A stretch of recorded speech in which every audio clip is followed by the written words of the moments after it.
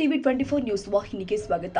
Hindu Muslim ಎಂಬ ಭಾವನೆಯನ್ನ ಮರೆತು ಧಾರವಾಡ ಜಿಲ್ಲಾ ಅಣ್ಣಿಗೇರಿ ತಾಲೂಕಿನಲ್ಲಿ ಮೊಹಮ್ಮದ್ ಪೈಗಂಬರ್ ಜನ್ಮದಿನ ಹಾಗೂ 1500 ಹಿಂದಿನ ದಿನದ ವಿಶೇಷ ಹಾಗೂ ಇಸ್ಲಾಂ ಧರ್ಮದ ಪವಿತ್ರ ದಿನದ ಅಂಗವಾಗಿ ಈದ್ ಮಿಲಾದ್ ಹಬ್ಬವನ್ನ ಶುಕ್ರವಾರದಂದು ನಮಾಜ್ ಮಾಡಿ ಪೈಗಂಬರ್ ಅವರನ್ನ ನೆನೆದು ಶುಕ್ರವಾರದ ಬದಲು ಭಾನುವಾರದಂದು ಭವ್ಯವಾದ ಮೆರವಣಿಗೆಯನ್ನ ಮಾಡಲಾಗಿದೆ.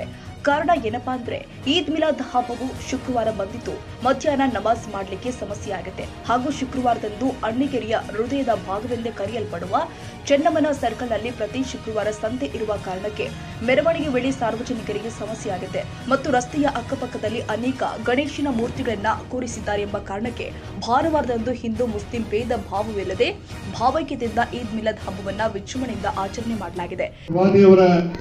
ಪೈಗಂಬರ್ ಅವರ 105ನೇ ಜಯಂತ್ಯೋತ್ಸವನ ಇವತ್ತು ಆಚರಣೆ ಮಾಡ್ತೇವೆ. ಆ ಹಬ್ಬದ ಪ್ರಯುಕ್ತ ನಮ್ಗೆಲ್ಲರಿಗೂ ಶುಭವಾಗಲಿ ಅಂತ ಹೇಳಿ ಆ ಹಬ್ಬದ ಶುಭಾಶಯಗಳನ್ನ ಕೋರ್ಲಿಕ್ಕೆ ಬಯಸ್ತಾರೆ. ಎಲ್ರಿಗೂ ಈದ್ ಮುಬಾರಕ್.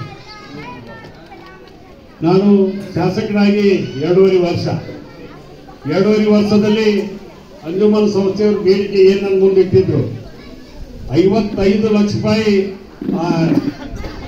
ನಮ್ಮ ಕಪ್ಪುಡಿಗೆ ಕೊಡ್ತಕ್ಕಂಥ ತೀರ್ಮಾನ ಮಾಡಿದ್ರು ಫಸ್ಟ್ ಟೈಮ್.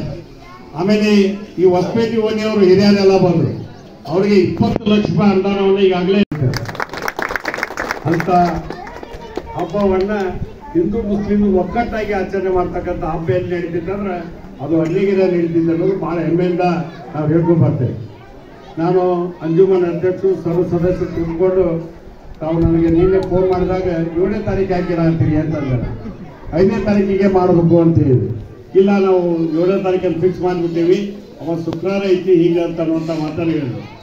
ಆದ್ರೆ ಭಾಳ ಒಳ್ಳೆ ಬೆಳವಣಿಗೆ ಕೂಡ ಮಾಡಿ ಒಂದೇ ದಿವಸ ಎಲ್ಲ ಮಾಡೋಕ್ಕಿಂತ ಇವತ್ತು ಇಟ್ಟಿದ್ದಕ್ಕೆ ಭಾಳ ಅದು ಗೌರವ ತಂತದೆ.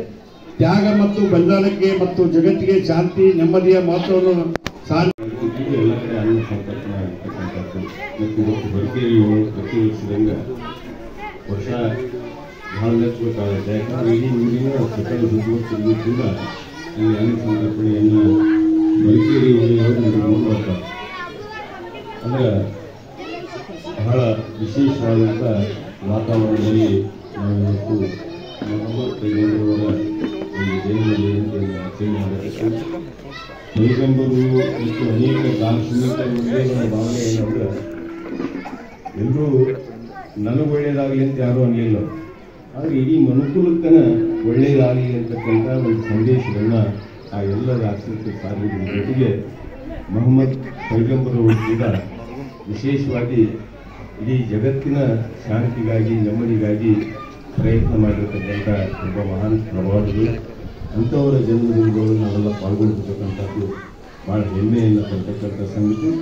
ಜೊತೆಗೆ ಈ ಒಂದು ಜಯಂತಿ ನಮ್ಗೆ ಶಾಂತಿಯ ವಿಶೇಷವಾದಂಥ ಅವಕಾಶಗಳು ದೊರಕಲಿ ಅನ್ನುವಂಥ ದೃಷ್ಟಿಯಿಂದ ಭಾಳ ಸುವ್ಯವಸ್ಥಿತವಾಗಿ ಇವತ್ತು ದರ್ಗಾ ವ್ಯವಸ್ಥೆಯನ್ನು ನಿರ್ಮಾಣ ಮಾಡಿದ್ದಾರೆ.